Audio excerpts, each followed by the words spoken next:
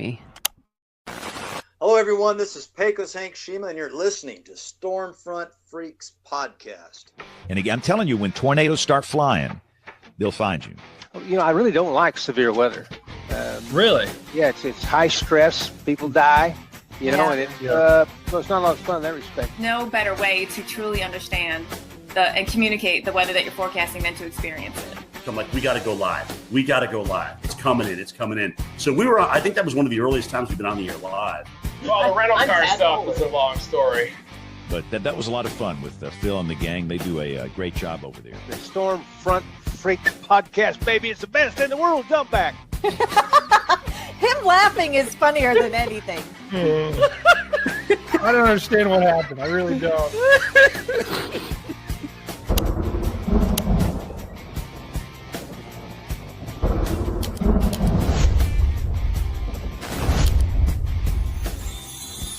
The following program is a production of the Stormfront Freaks Network.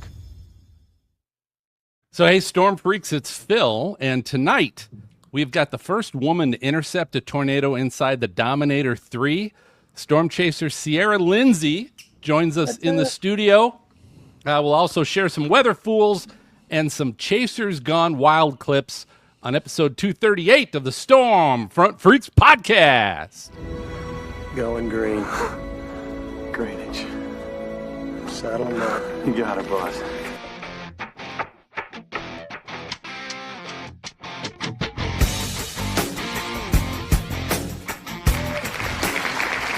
Hey, welcome everybody to the most entertaining weather podcast. This is the award-winning Stormfront Freaks Podcast. And listen to this, guys. Newly named the 2025 Top 40 Natural Disaster Podcast from Million Podcasts. So congratulations, gang. It's pretty cool. Woo! Yeah, so that was kind of exciting. But hey, we're brought to you by our ever-growing YouTube member team. You'll see them kind of scrolling across the bottom of the screen. We'll see who's joining us in the chat tonight as well. We got Zero Meter Chasers, Fuzzy's on with us tonight. We've got Carly, Jason, Autumn, Elle, just good old Elle. Matthew is with us, Elizabeth, Wednesday Pupper. That's a new one I've heard. So welcome, That's everybody. Elizabeth. Oh, cool. Sweet. Elizabeth. Everybody, go ahead. Come on over to YouTube. Join us in the chat. We're going to have some fun tonight. And if you'd like to support the show and become a member of the team, we got a couple different tiers that really include benefits like some unique emojis. I know Brady's been adding to that. We've got some member-only content, discounts on merchandise. So if you're a Cat 2 member, check out the member-only videos because there's a discount code in there for you. But just come on over to YouTube, hit that join button. We appreciate all the support as we continue to create some new content for you all. And as I mentioned earlier, if you're watching us on another platform, maybe Twitter X or Facebook, just come on over to YouTube. Go to the Stormfront Freaks page. That's where you'll find our live stream there. Obviously, have a better viewing experience and join us in the chat. And we'll also thank you in advance, those of you that continue to provide super chats for us with questions for our guests. We'll always do that too. It's a great opportunity for our guests tonight. But time now for our wicked weather report and find out.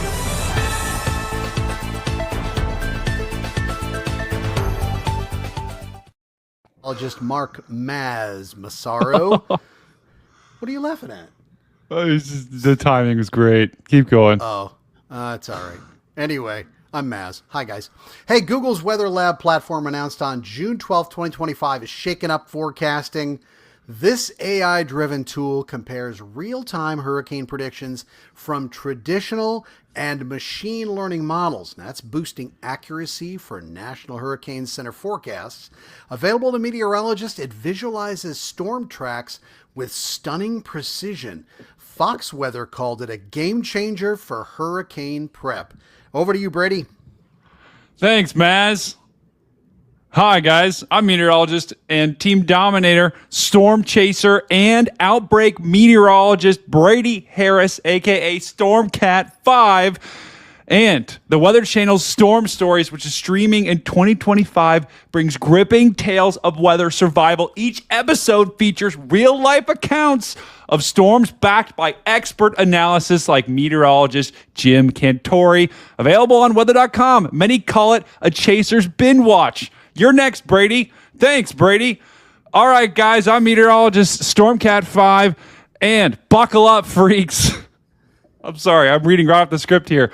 Colorado State University's June 2025 forecast predicts an above-average Atlantic hurricane season. That's right, guys, just like we've had the past several years. Running from June 1st through November 30th, we got a long way to go. We're expecting around 17 named storms. This is all from the CSU's 2025 hurricane forecast. 9 hurricanes, 4 majors, category 3 or higher, with winds of 111 miles an hour. That is what a category 3 hurricane is. Now, the warm Caribbean and Atlantic waters, plus a likely neutral or La Nina pattern,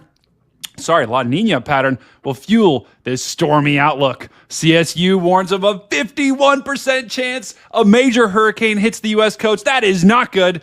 And above, that's about a 43% normally. Serena, bring us home. Yeah, you got it, Brady. Hey, all. I'm a meteorologist and children's author, Serena Arnold. On June 3rd, 2025, Cloud Warriors by Thomas E. Weber hit shelves, diving into deadly storms and climate chaos. It's published by the St. Martin's Press, and it spotlights pioneers revolutionizing forecasting with AI and drones. X-Posts praise its gripping tales of storm chasers battling nature's fury. Freaks. This book is a must-read for anyone obsessed with the wild side of weather. All right, Maz, take it over. Let's get our guest in here. I'm waiting for my favorite song, man. Oh, there it is. I feel it. You know the words. Sing along. All right, here we go. Hold on to your hats, folks, because we got Sierra Lindsey, and she is storming in. This fearless storm chaser made history as the first woman to ride inside a tornado in the Dominator 3, capturing vital data back in 2023. With over 40 tornadoes, make that 50. No, 60. No, over 100 tornadoes chased and epic footage like the Cole, Oklahoma Twister. She's a force in nature. Crowned Rookie Chaser of the Year in 2024, Sierra's here to electrify our podcast. Welcome, Sierra. Congratulations. And I got to ask you, so first of all, how does it feel? And were you like shocked? Were you like, I can't believe it? What's that? After driving into a tornado? Yeah, or just being named Rookie of the Year. Oh, yeah. I mean, being named Rookie of the Year, that was awesome. I mean, that was like the last thing I expected, you know. That award actually hadn't been created yet, so it was like not even on my radar as something that I could win. And our good friend Eric Fox, he kind of pulled a little switcheroo on Jordan and I. He told me that he had won Chaser of the Year, and then he told Jordan that I had won Rookie of the Year, and kind of got us both caught off guard on stage. It was awesome. Wow. That's so cool. So go ahead. I was going to say, tell me about the Dominator 3, because you're in, you know, when you say that, it's easy. Yeah, she's inside the tornado. You were inside a tornado. And I've got some footage from that, guys. I want to show you. This is the Sierra Lindsey Supercut V2. Wait, I got to share it down here. Here we go. Sweet. All right, so there we go. This is all footage shot by Sierra, guys. Wow. Gorgeous. Any of these highly memorable, Sierra? All of them. Those are some of my favorites, I think, over the last 2 years. Saw in there Spalding, Nebraska tornado, and it was just forming before we intercepted it. Yuma, Colorado, Minden, Iowa, from the April 26th outbreak that year. We saw about 10 tornadoes that day. Drop down! Drop down! Yep. There it is. That's crazy. Wow. That was the direct intercept right there. Mm-hmm. So I'm in my 60s, Sierra, and I'm guessing I would need some Depends. How did you feel inside there? honestly, like it didn't even feel like real life when we were inside of it. I mean, we weren't expecting a large wedge that day. We were trying really hard to intercept a tornado. And so when we finally got one, we were so excited. And then, I'm watching it out my window as we're paralleling it, and I'm like, wow, it's getting bigger. And then we're like, whoa, it's getting bigger. It's a wedge. And Reed was driving, and he lined that sucker up perfectly. And it was a little scary when we were paralleling it, but once he turned on that south road and put us in the path, it was amazing. It didn't feel like real life. It was like your wildest dreams come true. Yeah, I love pretty the happy. excitement. That was the most insane, adrenaline high that you could ever have. We were we were pumped for days after that, and then talked about it every day for 18 months after that. So I still get excited when I think about it. It was cool. Oh, Some guy named Jordan Hall, by the way, just said OMG at Sierra. Oh my goodness. So Sierra, give us some background. So first, let's start all the way at the beginning from this. When did you get into meteorology? What got you into meteorology? And then, you're in school right now to become a meteorologist. Talk to us about that. Yeah, so I was always obsessed with weather when I was a little kid. I feel like most of us have that same story. I was actually kind of really scared of weather and lightning when I was little, but at the same time, I'd be geeking out. So I'd be I'd be 6, 7 years old looking at radar, and I'd be like, oh my God, a storm's coming, I'm scared. And then I'd run outside, and then I get scared and come inside. So it was always my biggest fear and biggest passion when I was little. But as I got older, I never really considered it as a possibility as a career for me. I didn't know any meteorologists up in Michigan. But eventually a couple of years ago, I'd been taking some college classes, and I was doing really well in the math, and I was like, wow, I can actually do this pretty easy. So I decided to just set my sights on going to school for that full time. But in the meantime, I moved down here to Oklahoma to go to OU and met a bunch of fabulous chasers and started chasing with them. And I just got thrown into the fire. I went from barely chasing at all to 2-3 months into my chasing career, driving directly into tornadoes in a tornado tank. So I got thrown to the wolves really quickly. That's amazing. So that was 2 to 3 months in of your storm chasing career. Yeah. Was that? Mm-hmm. That is absolutely insane. Yeah, I started chasing with Jordan, and we just started going everywhere. Cross country, we could be in Mississippi one day, Montana the next, if we could get there in time, and just going anywhere we possibly could. And as you guys know, he likes to get close too. So there was no easing into it. It was just boom, right into it. You're getting right up close to a tornado. That's awesome. Okay, so I can't even imagine what it would be like to start your chasing career on such a high. But that if you had to, what's something unexpected about being a part of the Dominator team? Everyone sees video highlights and stuff like that. What's something that being a part of that team, you're like, oh wow, I totally didn't expect blank?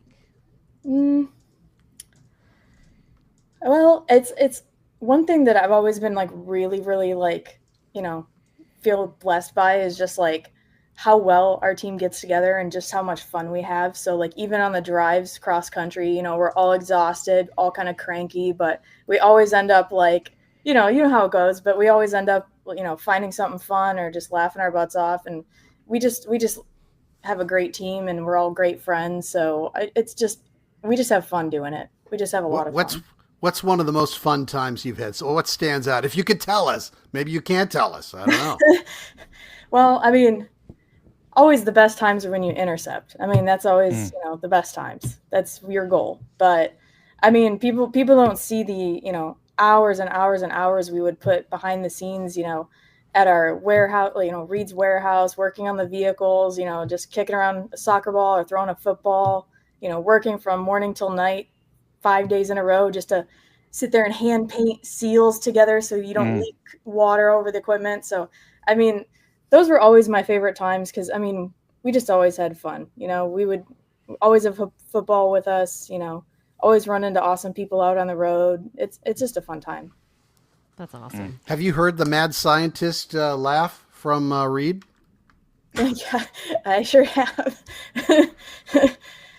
And the cough too. He's got as soon First time you you can hear tell when you can tell when he gets excited because But Sarah, I got a question. So you're in the meteorology program at OU. First of all, how many of your students know who you are? I'm sure there's probably a lot of them at this point. And how many of them chase? And then also, do you have an idea about once you graduate, are you going to continue storm chasing because you've developed kind of an unbelievable reputation in the storm chasing community, or do you want to try to go work National Weather Service? Do you do the private route? Or are you going to go storm chasing right out? Yeah, so at school there are definitely quite a few people who know me, and then there's also, I could tell, quite a few people who then know me but don't say anything.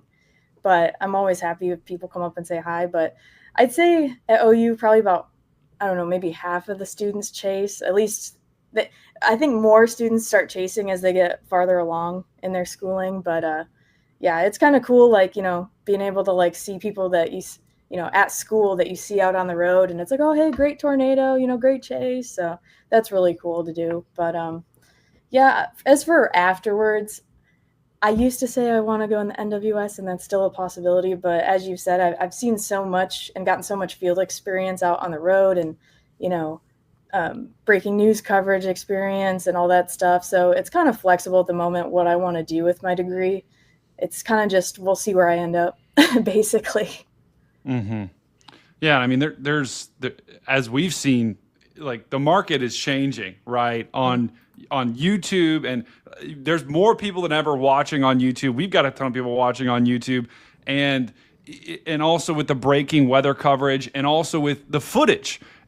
Talk to us about, because in the past year, you and Jordan have also been chasing, and you've chased too on your own, and then you've also chased with Jordan, not necessarily you guys will still be with Team Dominator, but you've also been kind of chasing on your own as well. Describe to us that process, and also how, in terms of shooting video, and you guys, the footage you get is insane. So if someone is not good at that, or is just starting out, give us some advice about how to approach that. Yeah, so it's actually funny how Jordan taught me how to film. He actually would take me around Norman to random places like parks and stuff, and have me practice hanging out the window and shooting. We would go to our local park, and he was teaching me how to manually focus while we were driving. So he gave me hands-on experience right away. But like I said, we just immediately went out and started chasing and capturing tornadoes. So I mean, you learn pretty quickly, make sure your camera's in focus. That's the best tip I can give to everybody. Make sure your camera's in focus when you're filming a tornado. But yeah, so Jordan and I, we're a great team. We forecast together and spend weeks and weeks and weeks on the road together in his RAV4, and have a really good partnership. Both film. He has the drone. He has all his, his GoPro. I have mine, and we have tried to just both capture the best video that we can together. So it's a lot of fun, especially, doing that with your significant other. It's awesome. That's cool. Is the audio better, guys? Sorry, just need to know. Yes. Yeah, it's better. So how is it that you're able to balance going to OU and doing school and spend all this time chasing? I mean, I remember when I was at OU, it's, some of that coursework can get really hard and can take a lot of your time. So how are you making time for it all? So before I transferred to OU, I was doing a community college. So I was doing online classes while I was down here. And I actually used to just do all my homework on the road, all my calculus homework and stuff. So while we were on our way to a target, I'd be doing my homework. So it does take a lot of dedication and, to be able to make sure you get it all done. But it's a little more difficult now that I'm full time at OU to be able to chase as much as I want to. So unfortunately I do miss out, but anytime there's a weekend or a day, I feel I wouldn't miss anything in class. I don't tell my professors that, but I try and get out there as much as I can. There's no professors watching right now. You can be candid. It's okay. I didn't say that. Whoa, roll it back, MJ, roll it back. So, hey, I'm going to jump. I don't know if you were finished on that answer, Sierra, but I want to jump back to the camera thing because I think those are tips that a lot of people, and I'll include myself in that as well, that we're always looking for, hey, what's something new? What's whether it's a new equipment, whether it's a way to do it. You know, you've talked about a number of different kinds of cameras, GoPro, probably a DSLR. Mm-hmm. What have you found yourself drifting towards? Like, these are the ones I really like and I really am comfortable with. What kind of cameras are those? And I guess why have you become comfortable using them? So the first, I don't know, I'd say year and a half, I had a really big, expensive Sony Z90 camera that I used to carry. It was really clunky. And then, you know, swapped out of that, started using a smaller camera. And eventually I tried doing my phone, but I had an older iPhone, and it would I had shot a few tornado videos blurry. So I started trying to take the approach of have as many cameras running as possible to try and catch as much as you can. And so I have my own GoPro that actually Jordan got me. So I always try and have that running. Jordan has his little, it's basically like a GoPro. It's DJI brand running. I always carry my Sony A7 with me. So if I'm not too geeked out and I have the attention span, I try and grab that and start shooting with that. So I've shot some tornadoes on that. But honestly, the past month, I've just been using my iPhone. I got a new phone 2 months ago, and I just shoot in 4K 60. And it's been able to hold focus really well. Quality's been awesome. Been able to edit it fine. So honestly, the best camera you can use is just whatever you have. Whatever you have, it will work. I like that. Apple wants to know though. You actually are endorsing the iPhone, yes? Oh. I mean, I would. No, all right. Hey, Apple, if you're listening, check it out. Hey, Sierra, I got a question. So we saw that video. The footage you've been able to capture, the footage speaks for itself, right? But just give us your top 3 chases and the tornadoes that were associated with them. I always have to. Okay, I'll give you 4. Spalding is always number 1 for me. You just can't beat that. That was just such an incredible day for all of us. But and Spalding was the one where you guys directly intercepted the tornado in the Dominator. Yeah. Okay. Yeah, you just can't beat that. I don't know how you beat that. But I'd say April 26th of last year, that outbreak up in Nebraska and Iowa, that was incredible. We saw probably 10 tornadoes that day. My favorite was that Lincoln, Nebraska tornado. It was across the road in front of us. And then also that massive wedge, Minden, Iowa. It's tearing apart that town right in front of us, a few hundred yards away. That was pretty crazy, because it was so close and so massive and violent that the ground was shaking. So you could actually feel the ground shaking while we were filming it. It's kind of scary a little bit. But Sierra, who's that guy? Because I heard in the video, and you guys may have heard it, may not, but Sierra, you should go and retweet that because the video is pretty compelling. There was someone in the car saying we need to leave, get out, Jordan, Sierra, back up, we need to Brady. go. That was Brady. Yeah, that was you. What are you talking about? Who was that, and why were they doing that? Yeah, so that was the Nelk boys and Bob Menery. They had actually they're friends with Reed, and they asked us to come out to chase that day, and there wasn't enough room in the Dominator, so Jordan and I volunteered to drive their rental. It was a big SUV that they had rented, and so initially we had just had the camera crew with us, or the production people, and then got some tornadoes, and then Bob Menery humped in our car, and we got him the Lincoln, Nebraska tornado across the road in front of us. And then he was done. He wanted to go. So we dropped him off at a gas station. That was it. And then after that, we had some the production people in our car, plus a few of the star people from it. And when that wedge formed, and, it started off small, but then it immediately wedged out, they started getting really scared because that was their first tornado they had ever seen. And so I was sitting there filming it, watching the town get torn apart, and he was behind me with his arms tucked up, rocking, and he was making that noise. He's kind of crying and telling me he was having a heart attack. And I asked him, I said, "Are you having a heart attack, or are you just scared?" And I do understand. I mean, that was their first tornado they'd ever seen, but yeah, they're pretty freaked out. And they appreciate you telling the story, right? Oh yeah, because I've been that They way posted the before. And this is that tornado, guys, by the way, that Sierra was talking about. It was this one right here, and you could hear in the background just them absolutely screaming. I mean, that, Sierra, is pretty unbelievable. It's just destroying. I mean, is that like a house it was destroying right there? Or like, yeah, there was a bunch of farm? houses and farm buildings. It went through town. We actually turned around and came back into town once it passed through to try and help with search and rescue. But we got evacuated really quickly because there was a massive gas leak. So I saw all the cops start running and they started yelling, "Get out!" So we all just took off running and left. So, but yeah, it unfortunately did quite a bit of damage to that town. Yeah. Wow.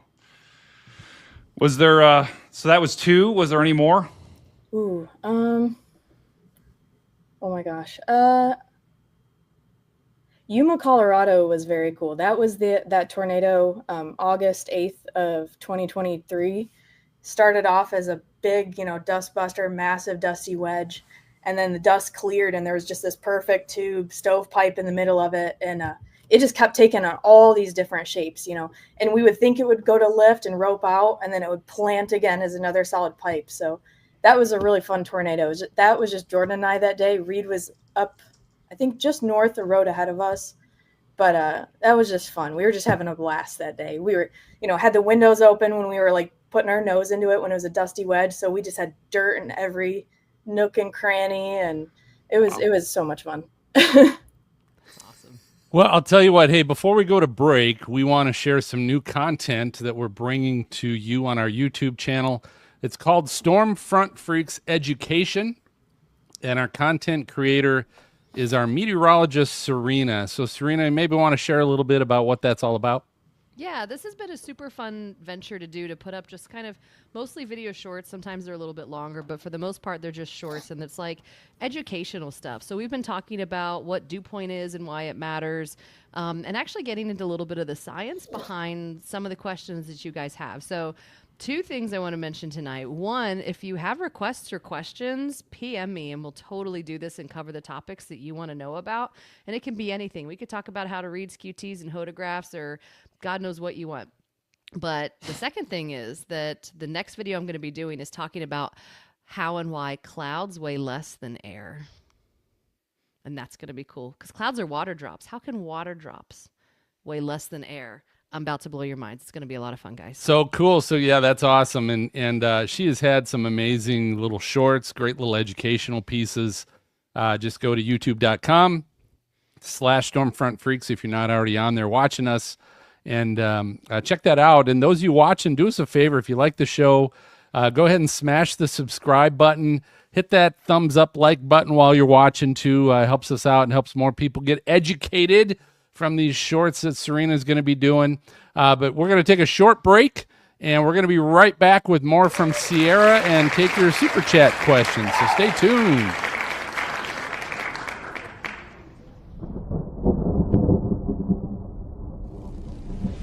In a world where tornadoes and hurricanes and blizzards run rampant, destroying everything in their path, one man and one team of freaks stands in their way, covering it all on one show. We have a confirmed tornado From afar and from up close. That man is Stormcat 5. That team is the Stormfront Freaks. And that show, this show, is Outbreak.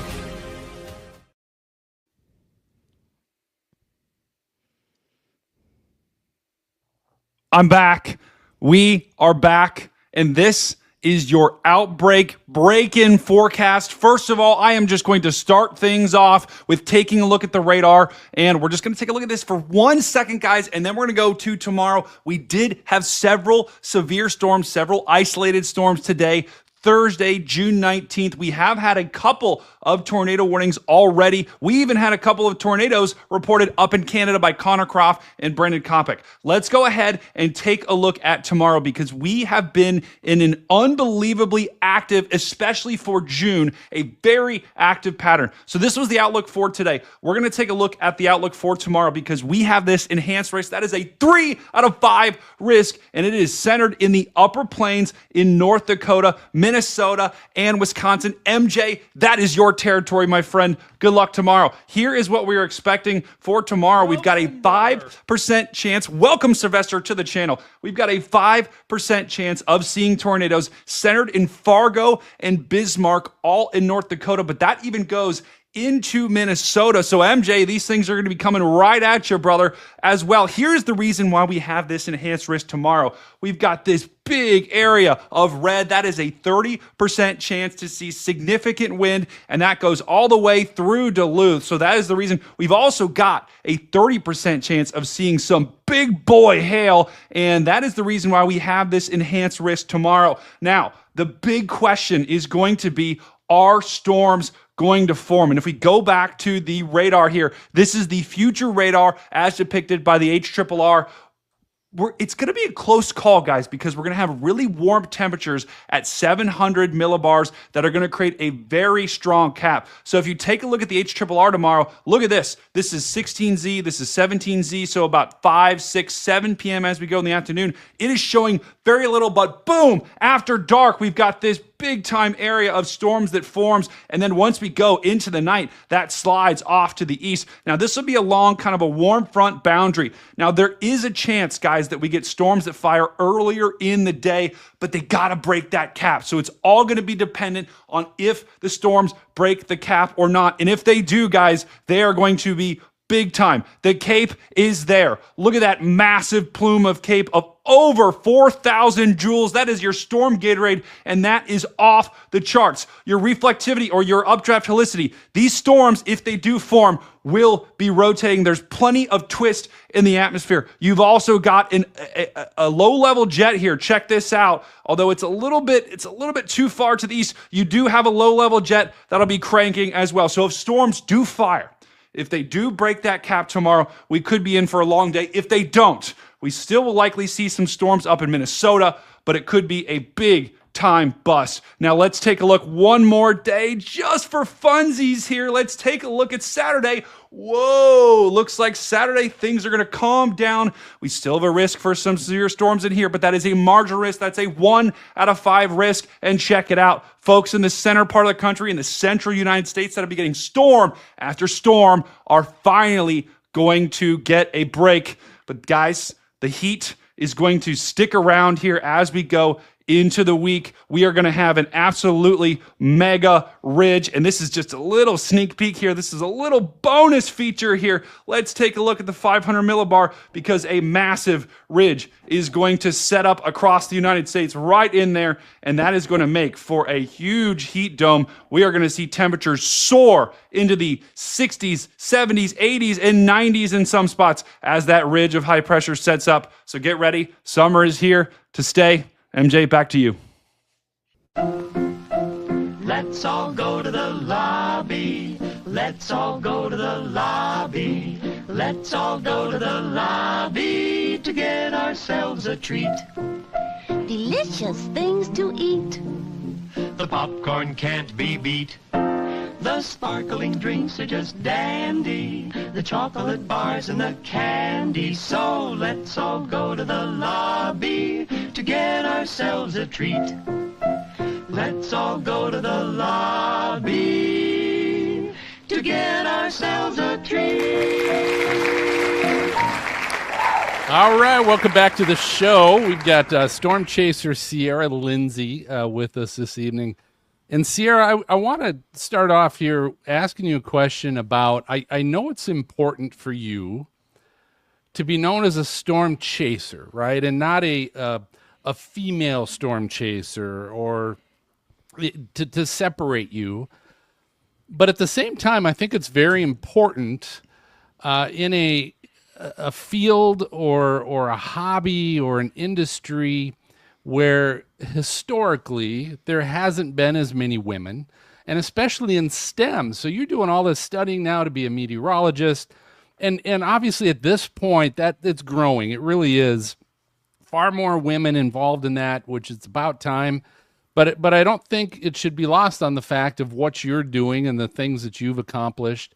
But I guess tell us a little bit why, and it might be a generational thing, right? Like for me, it's like, oh my gosh, you're doing some amazing things, because especially women haven't been doing those things. But why is it important for you to not have that distinction necessarily and just be known as a storm chaser? Whoop, you're muted. Oh God. All right, we got it. Go ahead. I'm back.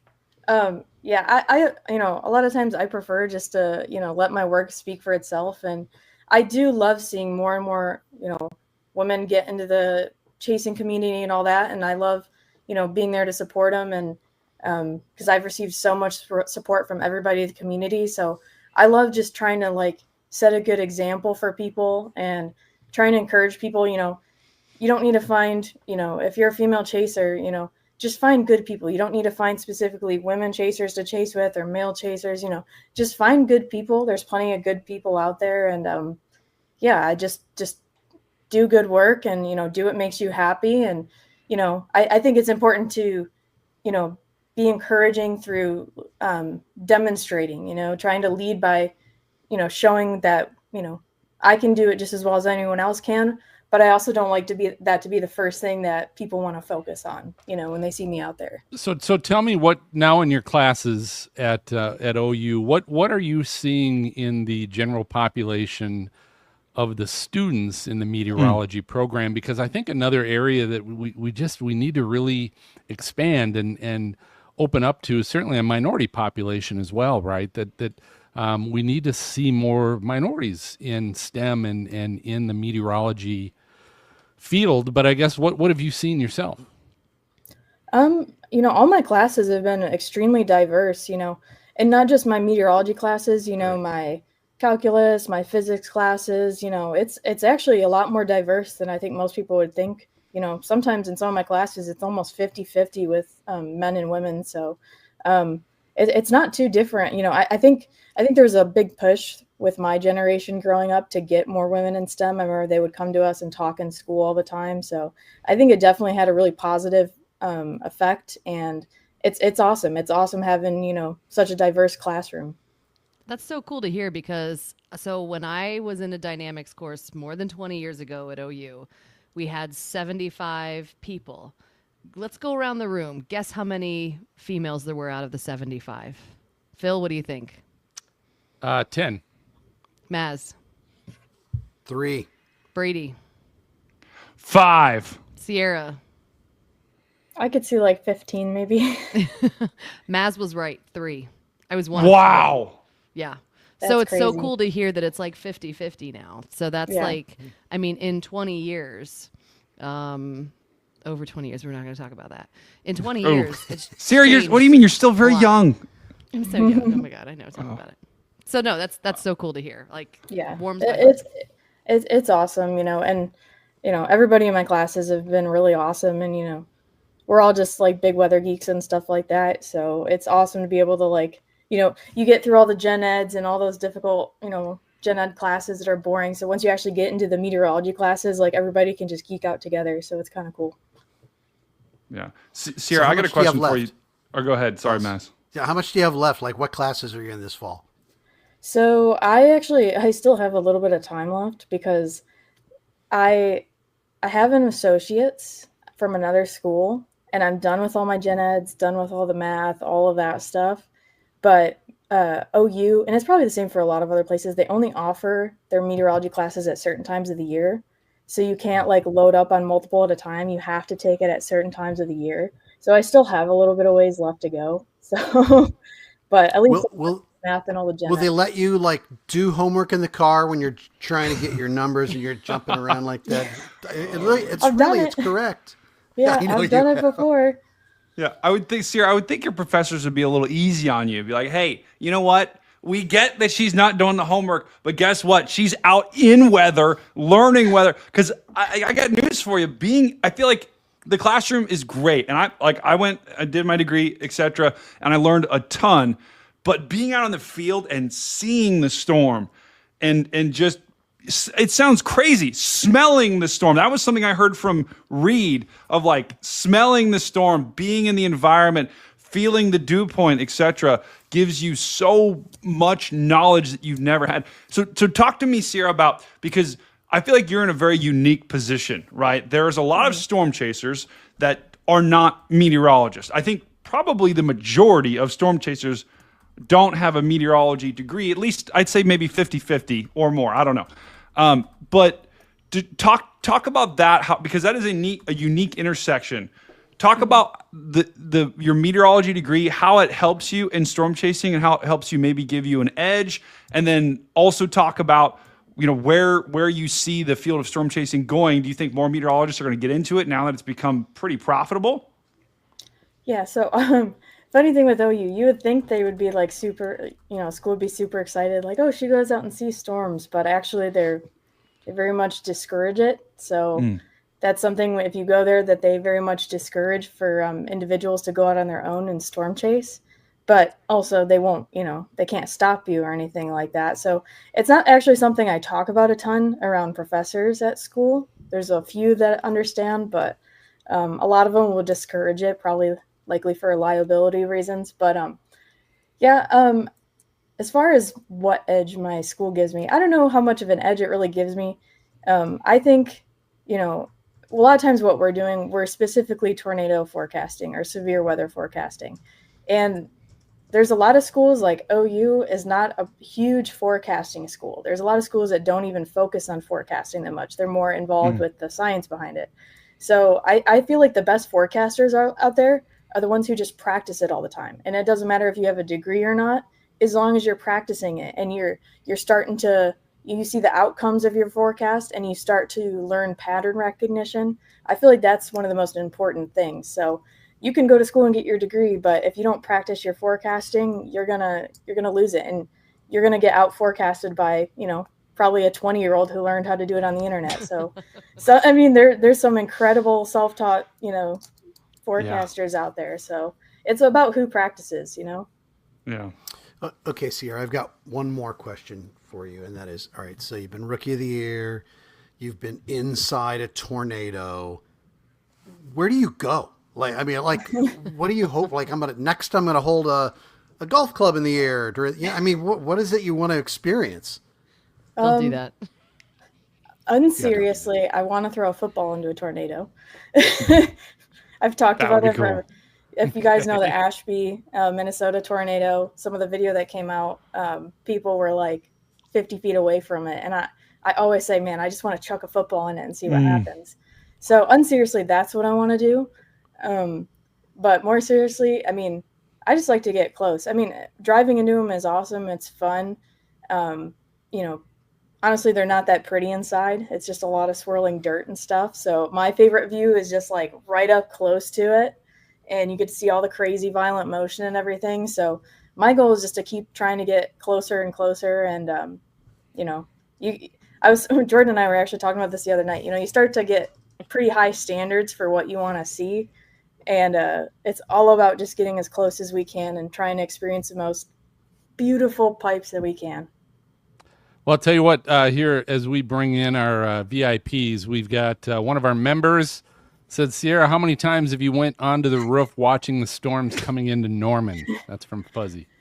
A lot of the times we're in our vehicle, so we're trying to actually drive up to it if there's ever anything in Norman.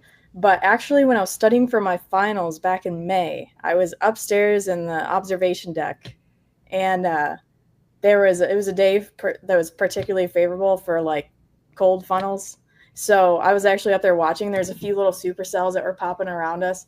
And I was sitting up there watching them while I was studying for my finals. And Cameron Nixon came up to watch too. So we were both up there just watching them. So I've been up there a couple times to watch. But a lot of times I want to be in my car. Wow. That was very smart of them, I think, to create that observation deck when they created the weather center like that. But, it's awesome. You can sit up there and gaze all the way up That's to not fair. Guthrie from there. Right. All right. So Dan Wallace, one of our friends of the show, VIPs, Agent Dan. High five, Dan. High five. You got a question for Sierra? Yeah. So for the youngsters that may want to someday pursue something in meteorology or even storm chasing, what advice would you, give some of those folks that are looking to chase in the future? Yeah, so I mean, honestly, there's so many great resources online if you want to start learning how to forecast. So many chasers and meteorologists have put out incredible videos about forecasting. There's so much resources online that you can use to start learning. And if you actually want to start going out there and seeing tornadoes yourself, I always recommend finding someone who knows what they're doing and is very experienced and going with them. And, making sure that they are not going to do anything that's too extreme out of your comfort range. If you're not comfortable getting close, you want to stay a few miles back, find someone who tends to do that. But yeah, don't just go out there by yourself and try and get close right away just because you saw other people try and do it. Try and find someone who knows what they're doing and who will keep you safe. That's awesome. All right. And then Angela, what do you got for Sierra? First of all, I met Sierra in 2023. We used to have storm chaser meetups down in Norman, and the amount of random questions she got asked and she answered with such grace was hilarious. But my question is, what was your biggest oh shit moment out chasing? Jordan and I were just talking about this a few weeks ago, not long ago. It was May 6th of last year. It was a high risk here in Oklahoma. And we were watching this massive HP supercell move eastward towards us. And we got so hypnotized watching it that we didn't realize that our west-east road was a few miles up the road. And the only way to get to it was just to go north while this thing was moving in, coming at us from the west. And we actually got sideswiped by it when it was producing a tornado. So it went from light to dark instantly. There's cloud material forming 5 feet above our car.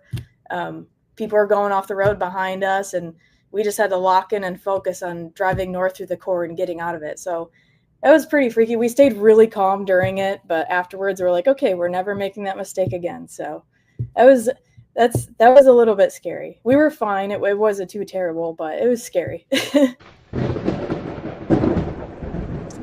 Hey, well, I'll tell you what, folks, that's the sound. It's time for our lightning round. And so this is our game show of flashy and brilliant questions that we always play with our guest. We always invite everybody to join along in the chat. So if you're in the chat and you think you know the answer, go ahead and jump in. But tonight, Sierra, we're playing a little game called Hockey History. Oh.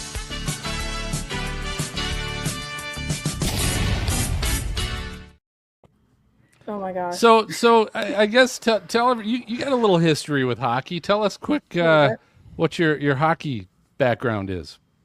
Well, I barely remember a time when I knew how to walk and didn't know how to skate, basically. I grew up in Michigan, and that's just our sport up there. My brother always played hockey. I always played hockey, so we just grew up on the rink. That's usually how it starts and how it happens. But so here's what we do. I've got some questions for you tonight. This is just NHL hockey history questions. I'm going to ask a question, and I've got one or two answers. They're pretty easy. If you really know your NHL hockey, you're probably going to be able to guess before I even give you the two possible answers. But we always invite our freaks to jump in if you think you might know the answer. If Sierra looks like she's struggling a little bit. Sir, you better lock in. Of course, in the chat, we can go in the chat as well. So here we go. Let's go with which team won the first ever Stanley Cup in 1893? Was it the Montreal Canadiens or the Toronto Maple Leafs? Can I answer, or do I have to wait? No, you can go ahead and answer if you know what it is. Ding. My first thought was Toronto, so I'm going to go with that. I may be wrong. Oh, it was Montreal. Oh. The Canadiens. The Canadiens. It's been like 20 years since You said it with confidence, which is the way to do it. All right, I think they get easier from here. Since they've won a cup, so Oh, I yeah. don't know about it anymore. So here we go. Next question. Who is the NHL's all-time leading goal scorer? Wayne Gretzky. No. No. Wait. No, Gordie Howe. Wait, no. It was either Wayne Gretzky or it was just beaten by Alex Ovechkin.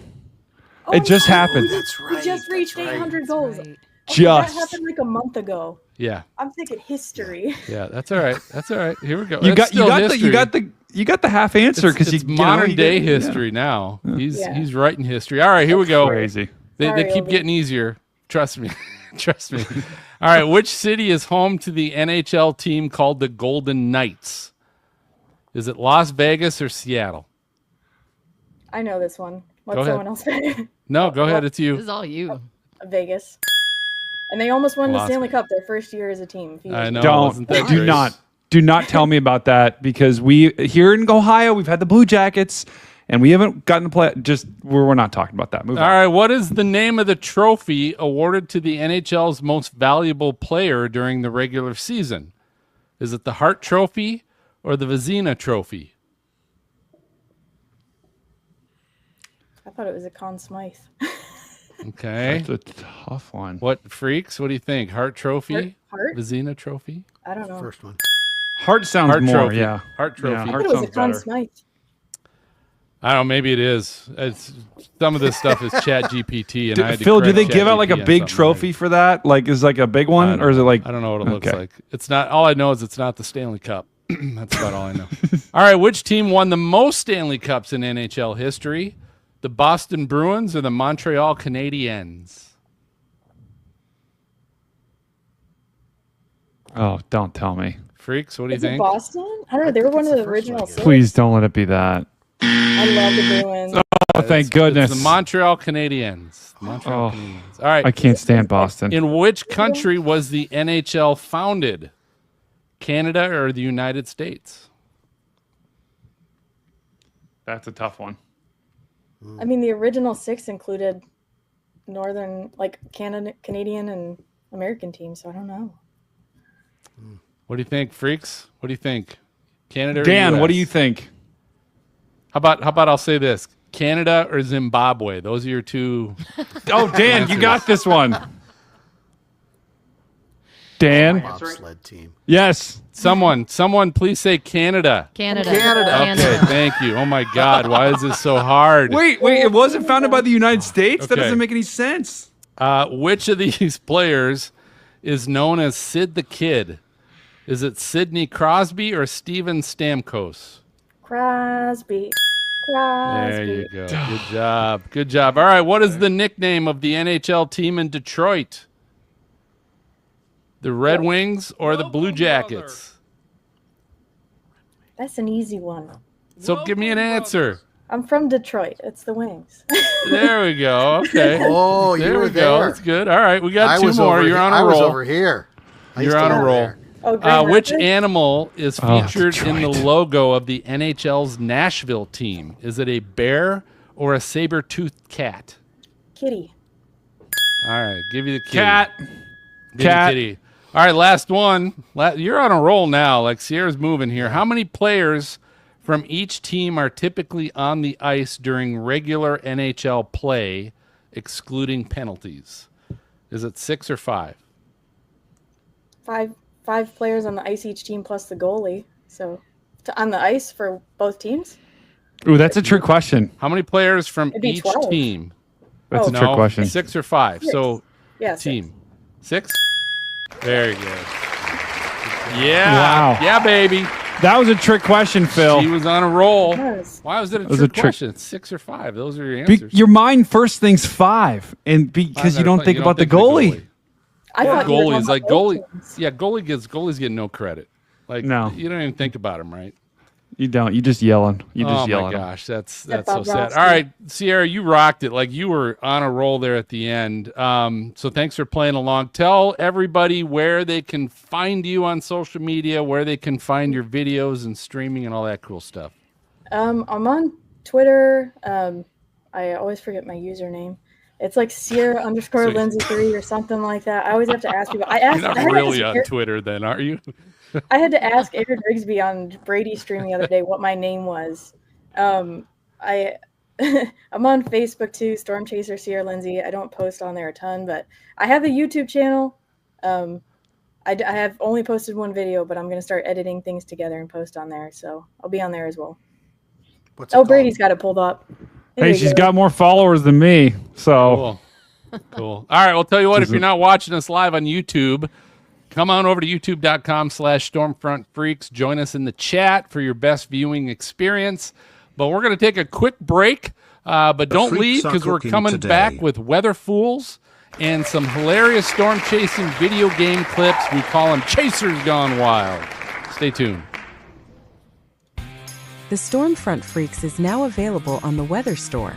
Come shop our catalog of shirts, hats, and hoodies, all with our Stormfront Freaks logo and Outbreak logo. Plus, you'll find all your other favorite weather geek and storm chasing gear, footwear, and accessories. Visit the Weather Store at thewxstore.com, the exclusive supplier of the Stormfront Freaks.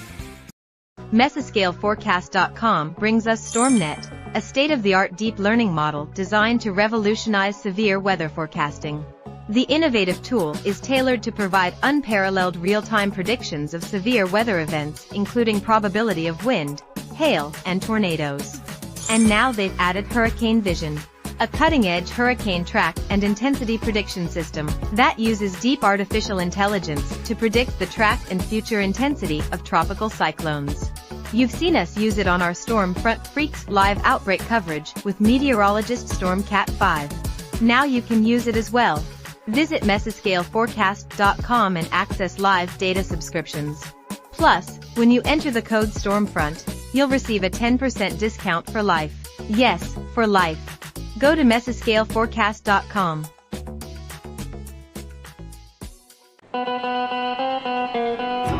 Hi, this is Gary England. It's Friday night in the big town, baby, all dressed up, no place to go, jump back, throw me down Loretta. Hey, be sure and listen in every week, right? Every week, the Stormfront Freaks Podcast, baby, it's the best in the world. Let's take a drive under the moon. Let's take a drive under the somber sky. Let's take a drive under the moon.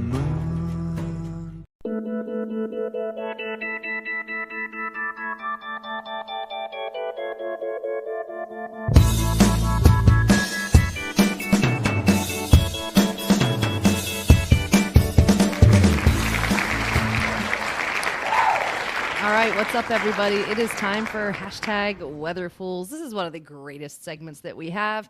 I love seeing people and their shenanigans involving the weather. So who has Weather Fools tonight? We didn't do a count of this before. We got Phil, who's got some. Who else has brought Weather Fools tonight? Brady? Any Weather Fools? And Phil. People? And so there's Phil, and then we've got I always forget Phil. to send mine in time, so... And then we've got Phil. So, Phil, what you got for us, man? All right, so the first one, this comes from Fuzzy. I call this Fear the Bat in Missouri. So this is Missouri, and of course it's the stupid people in Missouri that are wanting to park under the overpass, and look at the traffic they're leaving behind. That is absolutely effed up. Bad. That is so what would you do to any one of those cars? So once I said fear the bat. I said fear the bat because I would take my bat out, and I'm going to go to those cars right in the front, and I'm going to start beating on the hood because that's what everybody else behind them is experiencing because they can't get to safety because they want to protect their vehicle and park under the overpass and not get hit by hail. And half the time it's shit. Like it's nothing. It's not even bad hail. Yeah, they're like peas and nickels. It's like, come on. It's like, oh my God, I better get, it's just like, get the F moving. Down, just go. All right. So the next one is also from Fuzzy, and I just call this, I don't get it. Oh. Whoa. I don't get it. Like, did that car not see that tree that was down right in its lane? I did see this one, and if it's the same one, the best part is after she gets out of the car. Yeah. She like just takes off. If this is the one I remember, where she's like, see ya. What? She runs. But look at this. She's just like that tree is down already in her lane, and she just plows right into it. Yeah. going a good 20, 30 miles an hour probably. That is Insurance people not fraud. paying attention. Yeah. Like, she's on the phone. She gets out of the car and she's on her phone. Mm-hmm. She's already. You know what? That might be Sarah's point. She might be insurance fraud. She might be on the phone with her insurance company as she's getting into the accident. I have seen insurance fraud be committed during a hurricane. People will purposefully park their car down by the water so it gets surged out. I've seen it happen. That's bold. That's Wow. insane. That's crazy. Look at these idiots. All right.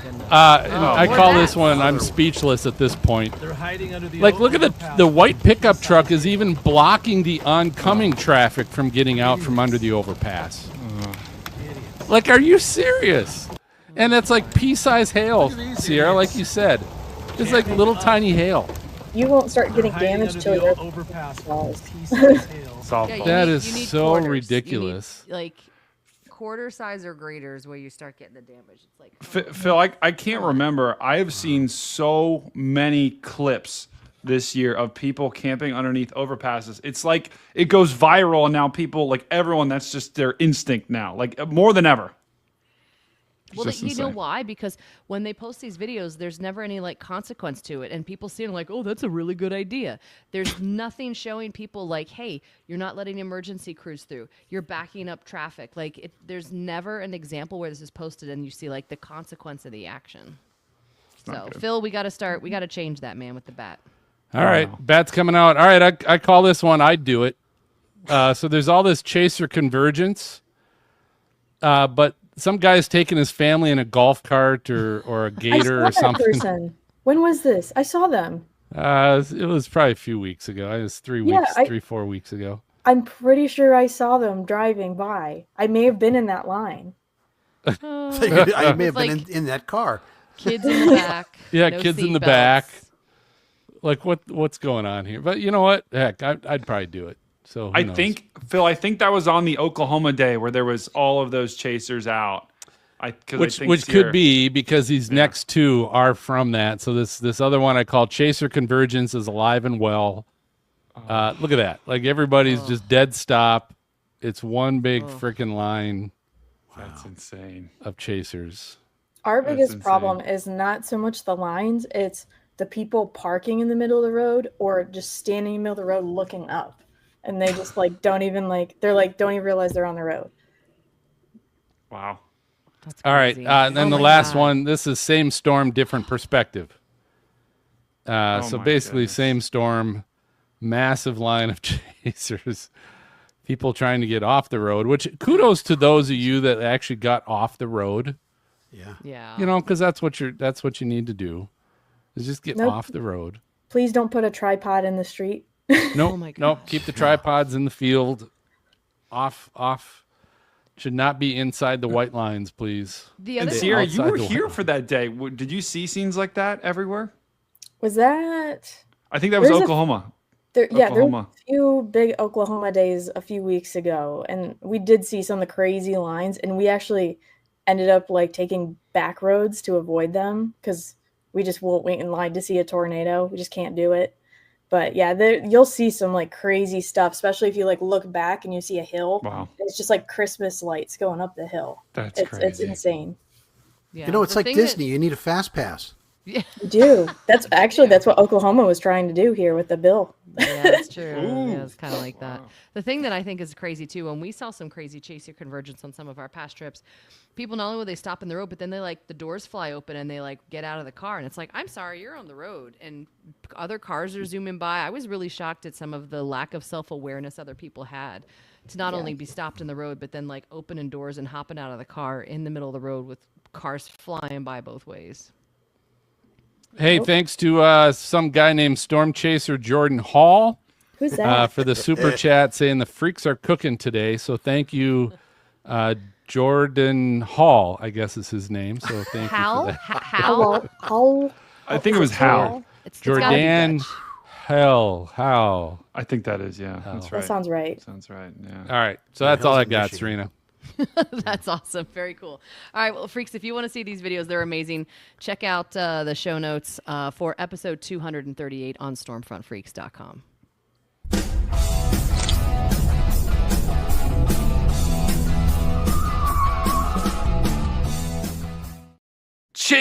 Chasers Gone Wild. Welcome, everyone. We got a segment coming your way that you're going to like. We're looking out everywhere. It could be on the dark web. We're trying to find chasers that are doing something crazy. Phil is looking on the dark web. We are trying to find clips. Could be in a game, could be elsewhere, of some storm chases that went array. Phil, who do we got for the Chasers Gone Wild Brady, today? I'll tell you what, Brady. Just because it's a segment that we have doesn't mean I'm finding all this stuff on the dark web. I just need to reiterate. Like, I'm not on the dark web finding all this stuff. Like some of this stuff is just from video games that everybody can play. It's not some dark web video game. We don't know. Just so you know. All right, so these are some video game clips. People playing some chaser video games and doing just some like nuts. Like if this were happening in the real world, it would be very questionable. So the first one we're playing here is it's called Gary's Mod. I don't know what game this is from, but he's going right towards the tornado. He thinks he's Sierra Lindsey. And he's taking the edge. But he gets lifted up. And he's about to come down. Oh, he's down. Wait, he's back up, and then he falls out. Watch him fall out of the truck. Oh. That's a death. You're giving Lindsay some PTSD here. So. Like, that's a death scene. I'm shaking. Whatever that one is. All right, next one I've got. This guy gets lifted right before he enters the vehicle. This is from Outbreak. He goes to he's getting hit by hail. Watch him go. He's about, whoa! I started getting lifted up and then got in the vehicle. No way, dude. I started flying and I was just banging F to get in the car. Happens all the time. So he's about to get to his car. He's like, tornado's taking him, and all of a sudden he pushed what, K or F? Whatever F that gets into the car. He got in just in time. So. Oh my God. So lucky duck on that one. All right, this one's good. Definitely got to listen to the audio on this. Someone's got to calm down his passenger, and that's all I'm gonna say. You got to listen. No, you fucking keep driving. Oh boy, Sam, we're losing traction. Hit reverse. Sam. Oh shit. It's not that bad. It's actually not that bad. I think we're okay. I think we're okay. That's really realistic. You are dead. So not that bad, okay? Those of you listening, they were getting taken, like the tornado was lifting him up, and the guy was saying to his passenger, like girlfriend or whatever, it's not that bad. It's going to be okay. And they're like flying in the air. I've heard that before. You've probably said that before. Oh yeah. To many people. Okay. All right, the last one I've got. This is a tour van. This is from the video game Outbreak as well, and it's a tour van that starts kind of getting taken by the storm, and there's a guy that's watching him. And but he takes. I'll play it here. I might die here. No, you're fine. It's heavy enough. It's heavy enough. You're good. You're good. You're good. You're good. You're good. No.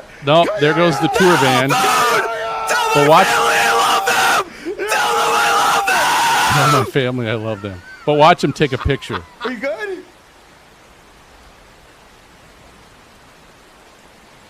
Dude.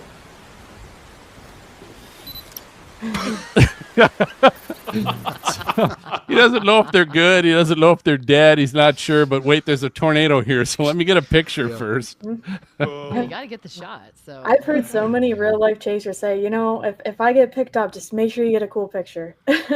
Wow. So it's funny because I don't know if you heard the people in the tour van. I might die here. No, Listen. you're fine. I It's might heavy die enough. here. It's heavy enough. You're good. You're good. You're good. You're good. You're good. Coyote! Coyote! No, food! Tell my family I love them!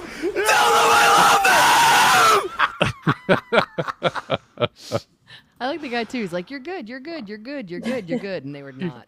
Tell my family I love them. It's heavy enough. It's heavy. All right. So hey, if you guys are playing Outbreak, or you see people playing Outbreak or any other storm chasing game, and you see some just crazy activity, feel free to share that with us. Just tag Stormfront Freaks, so we'll add it to our next clip. Absolutely. Send me a postcard, drop me a line. You've got mail, baby. Yeah. We got some mail. So Freak Fan Box. Let's first off, we're going to cover Alina Cooper, and she's talking about our Josh Morganman episode. She said this was by far my favorite episode of the Stormfront Freaks. Hearing Josh's stories and advice is just what I needed for the beginning of hurricane season. Can't wait to see what this year brings. So, Elena, thank you. That says a lot because I know she watches a lot of our shows. So for her to say that, it's pretty cool. And then the other one I've got is from, listen to this, Hurricane Chaser Chase. So Chase is a hurricane chaser. Chase is a chaser. Which makes sense. But he's, again, talking about the Josh Morganman episode. Says something I'm, of course, nervous about when I start chasing internationally. As Josh was talking about, just kind of keeping it on the down low, don't be flashy, don't be showing money, don't be showing, especially at night. Help out during the day if you're, in the area and you have to still be there, but just don't draw attention to yourself. But he says, great advice from iCyclone. If you haven't already, check out the Stormfront Freaks podcast with him. And again, that was episode 237. So awesome. We might read your comments on the next show. Just add us on your Twitter or X post, or you can just comment in Apple Podcasts. Or, Maz, do it the old-fashioned way. Send us an email. Send me an email at questions@stormfrontfreaks.com. Good old email. Back in my day. Yeah. Maz, can you believe we're saying that nowadays, right? It's like the old-fashioned way is email. There's no stamps anymore, right?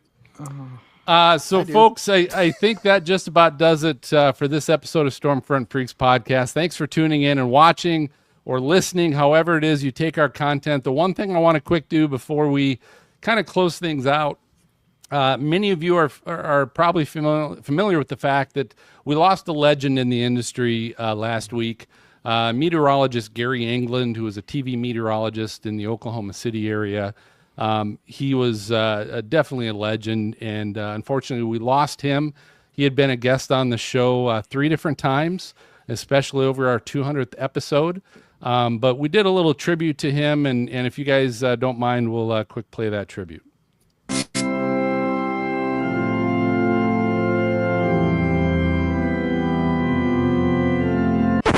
Oh, it's Friday night in the big town, baby. Jump back, throw me down, all dressed up and no place to go.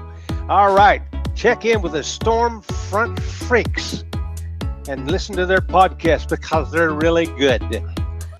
The news about Gary England hits hard. But he was gracious enough to come on the show, and we had a great time with him. And he came back for a second show, and then we celebrated our 100th episode in Oklahoma City.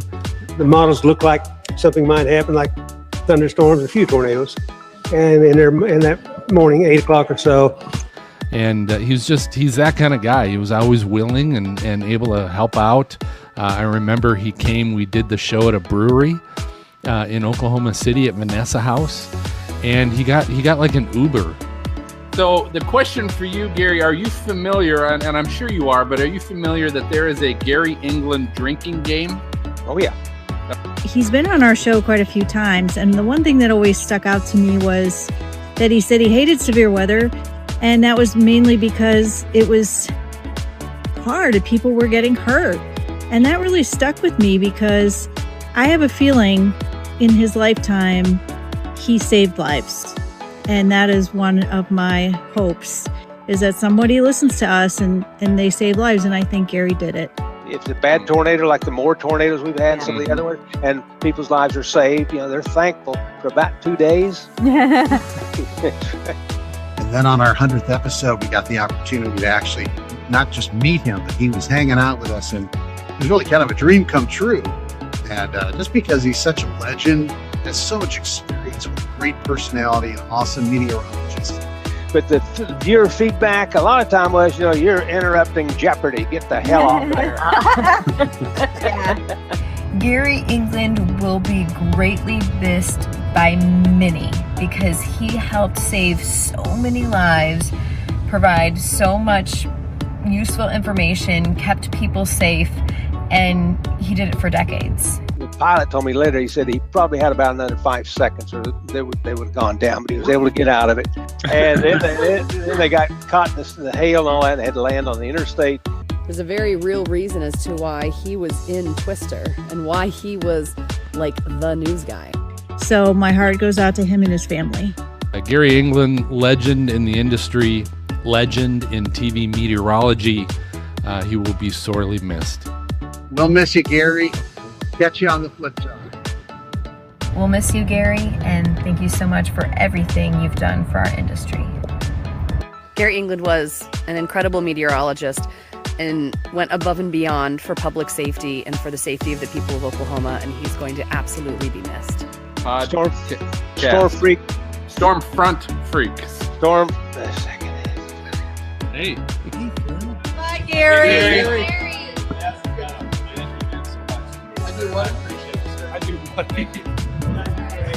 Gary. Oh, that was impressive. I just caught that. Everyone on the camera. I just caught the mic. No, I caught it. Everybody, Gary England. Yes,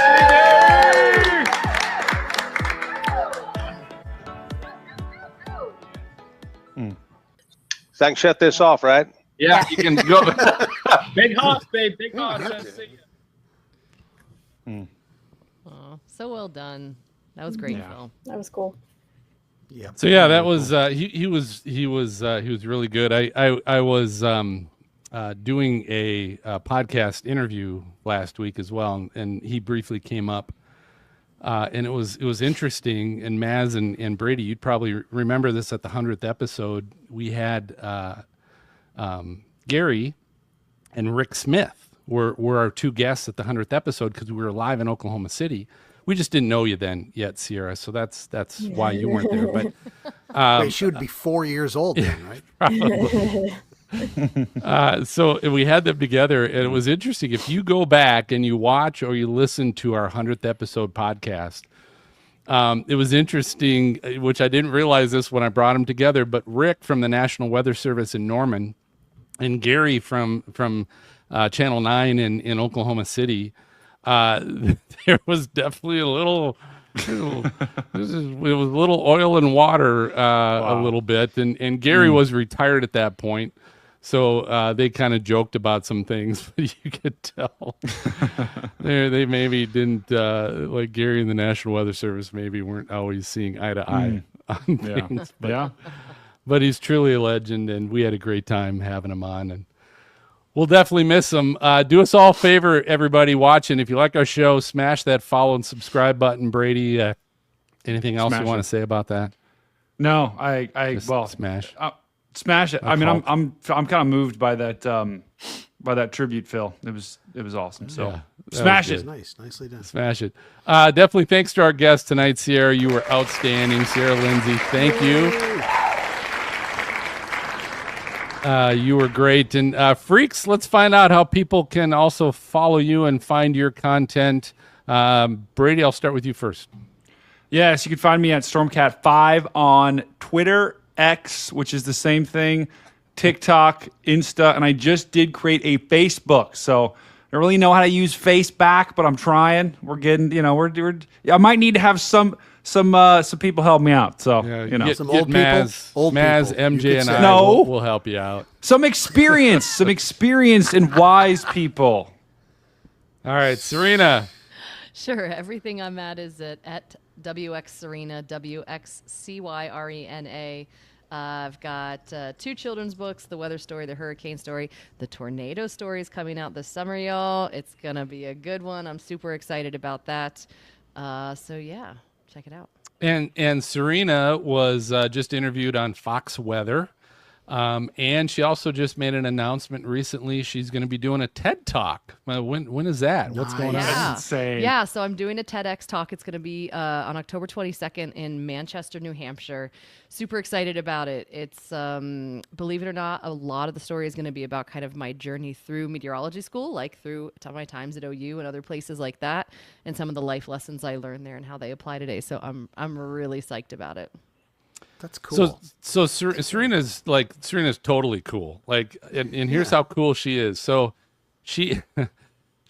There's another. Was it? I'm going to tell the story of the Discovery Channel, or what was the channel that interviewed a couple like early in the year, January, February. What channel? Yeah, I was was that? doing some work with the History Channel. History Channel. So History Channel reached out to Serena to maybe be a part of a little series they're doing. And she must have thrown my name in there just out of pure sorrow for me or something. But they reached out to me as well. And so they kind of set up an interview. So I was like talking to Serena.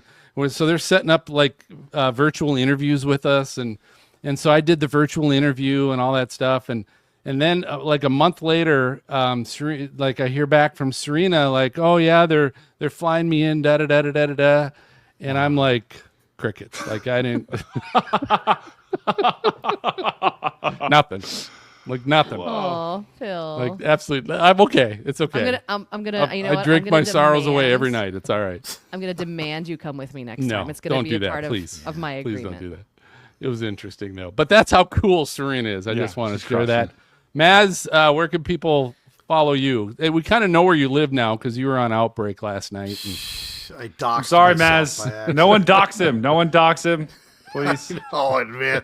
Yeah, no, I spent all day with a chainsaw this morning cutting that tree. Anyway, you can find me on X. Well, if you can find me on X, I'm at MoneyStorm, the number 4, the letter U, MoneyStorm for you. Awesome. Agent Dan Wallace, where can people follow you and find your videos and all that cool stuff? I post videos on YouTube, Dan Wallace WX, and I'm on Instagram and Twitter. I'll have that information on YouTube as well. Thank you. Awesome. And Angela, I'll finish with you. I am XJAngel89 on Twitter. I refuse to call it X. I'm sorry. And I'm What the Girl on TikTok and Instagram.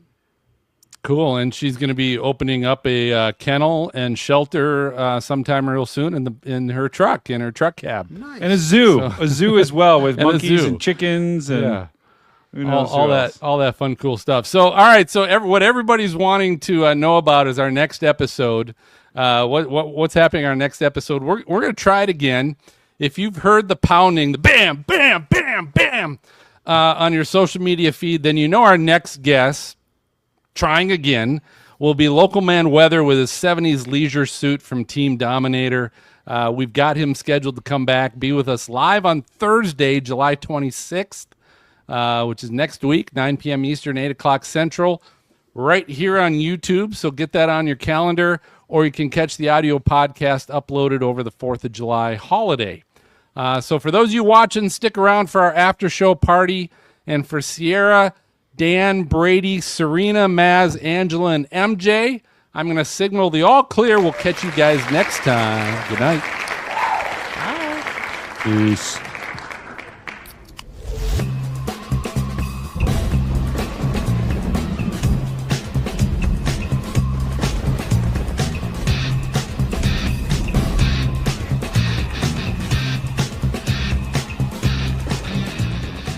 Thank you for tuning in to the Stormfront Freaks Podcast. Our bi-weekly show is available on your favorite audio podcast player and on YouTube, along with other videos from the Stormfront Freaks Network, including forecasts and live storm coverage from Stormcat 5 and weather education from WX Serena.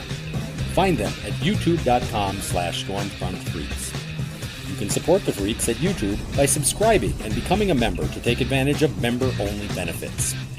For show notes, past shows, videos, merchandise, and more, visit our website at stormfrontfreaks.com. If you would like to contact us with questions or make comments about the show, shoot us an email to questions@stormfrontfreaks.com or follow us on social media. Search for Stormfront Freaks. We'd love to hear from you. Join us next time and tell a friend about the Stormfront Freaks podcast.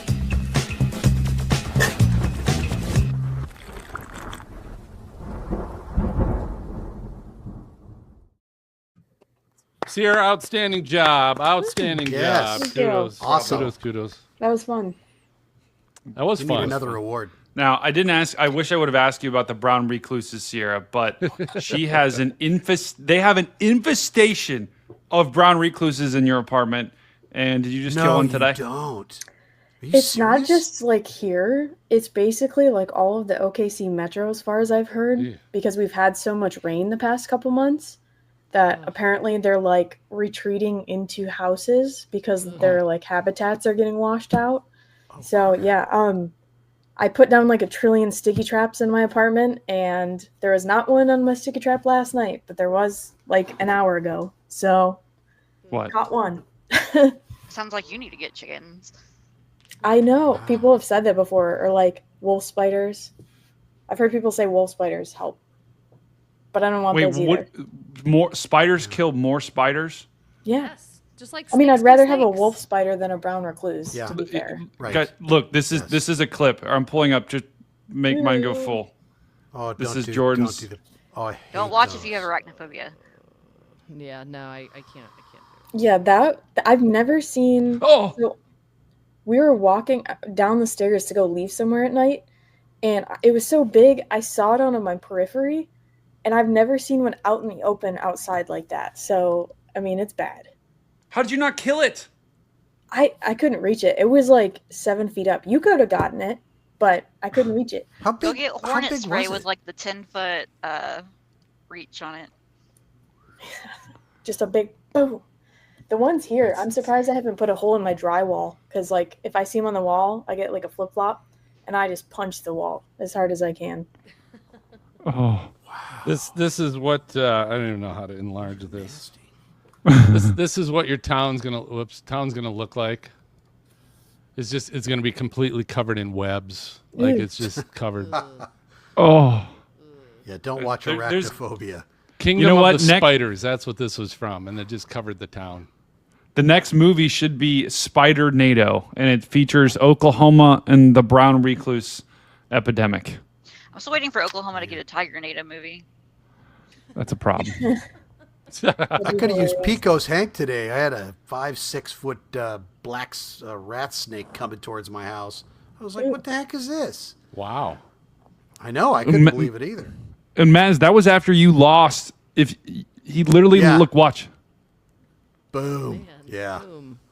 That was last night. Well, you know that tornado that hit McAllister like 2 weeks ago? That hit my house too, which was funny because it had literally just got hit, like 2 weeks before that too. We had okay at your place, Angela? I mean, I don't know what the deal is. I'm at work, and it's just like storm after storm hits like my house. I need to check my game camera and see if I actually got anything. Oh man, it's crazy. Because we had the EF3 that hit Blanco, and like that was really close to my house, and then the EF1 that hit McAllister, and that one went right by my house. Well, in Sierra, haven't you had almost like 2 or 3 tornadoes hit literally your apartment? Yeah, so we had one like a week ago. It went just to the west of here. And then there was one like a week or two before that went just to the north. And then we got hit back in November by just a really weak one. And then almost got hit by like I think it was like a high-end EF2 back in 2023. So yeah, it's just what happens when you live here. Wow. I know, but I lived in Oklahoma my whole entire life, and like I moved to Southeast Oklahoma, and then it's like bam, bam, and like I've never experienced this in my life. That's Phil and Maz, we get that in Ohio, right? All the time. What's that? We can. So much. Tornadoes. They just like always can. hit us At night, and for about 3 seconds in the QLCS that passes over at 55 miles an hour. Yeah, they happen. Oh man. It was shocking. Serena, I'm curious, did you get anything today? Yeah, what was today like for you? Yeah, I was waiting. We've got there's a line still to the west, but I think it's gonna move into some pretty crappy air, and so I think it's gonna lose some steam pretty quickly. I was really hoping for it. We had good shows to the north. We can't hear you, son. Oh man, what the hell? There we go. Point it towards, like you got to point it up. Get it like right. Yeah, it's weird. Like that. Get all up in it. But you get all up in that thing. I've never had an issue with this mic before. I don't know what's going on. It's always been really good. Yeah, so we had a couple storms. There's some storms to the north, storms to the south, but right where I am, was reading through and it just nothing really popped. So it seemed like there wasn't too much I thought that the cap would break a little bit, but I don't think it did. I think the cap just ended up being a little bit stronger than what we anticipated for right where I am in southwestern New Hampshire. But there were storms to the north and storms to the south, so without today. Yeah, Do we owe I'm you looking $10 right now. for that forecast. Huh? Do we owe you $10 for that forecast? Serena, you remember Monty Pyler? Oh yeah, exactly. When you did it, I was like, "Oh God, Brady, stop talking." You're gonna. I tell him that all the time. Like, please no. Yeah, now there's some stuff to the west, and to the north of me. So yeah, that's northwest of me. So, oh well, it's only June, so our storm season's just getting started up here in New England. I got lots of time still. All right, well, everybody, say goodbye to our team in the chat. Goodbye, team. In the chat. We'll see you, chat. Thanks for tuning in tonight. Come back next week. We'll have you next week. Next week?